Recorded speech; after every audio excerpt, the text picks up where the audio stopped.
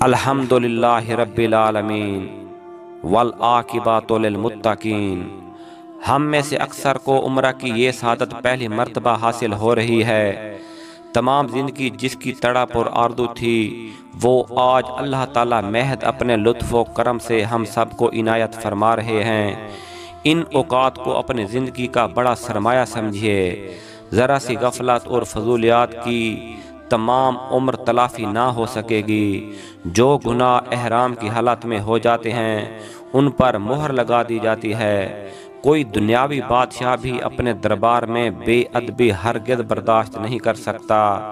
ذرا سنجیدگی سے غور کریں، بڑے فکر کی بات ہے۔ کم از کم اتنا تو احساس و اعتراف کر لیں کہ ہم اور آپ حرمین شریف پہنچنے کے بعد بھی اپنے نفسانی تقاضوں کو نہ دبا سکے، یہود و نصارہ کے طور طریقوں کو نہ چھوڑ سکے، وہاں پہنچ کر بھی ہٹ درم بنے رہے تو اس دربار میں حاضری بے مقصد رہی۔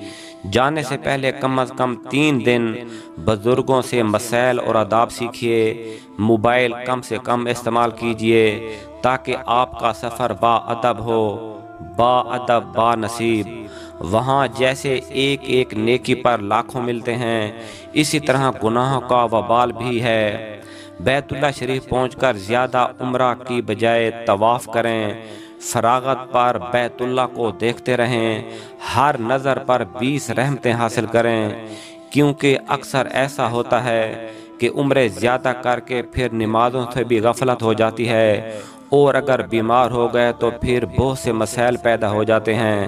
سفر کے لیے عام طور پر لوگ ایک مہینے کا ارادہ بناتے ہیں، جبکہ چند دن کے بعد ہی بعض لوگوں کو نیکی کا جوش کم ہو جاتا ہے، پھر شاپنگ وغیرہ میں اپنا قیمتی ترین وقت ضائع کرتے ہیں۔ حالانکہ اس کے لیے صرف کوئی ایک وقت مقرر کر کے کھجوریں، آب زمزم اور کچھ مختصر تحائف لیں۔ اس چکر میں ہرگز نہ پڑیں کہ کس کے لیے کیا لے جانا ہے۔ عمرہ کے سفر پر واپسی پر عام طور پر یہ سوال ضرور کیے جاتے ہیں کہ کتنے عمرے کیے، حجر اسود کو کتنی بار چوما۔ ان سب کا جواب صرف یہ کہہ دیں کہ بس دعا کریں کہ اللہ تعالی ہماری حاضری کو قبول فرما لے۔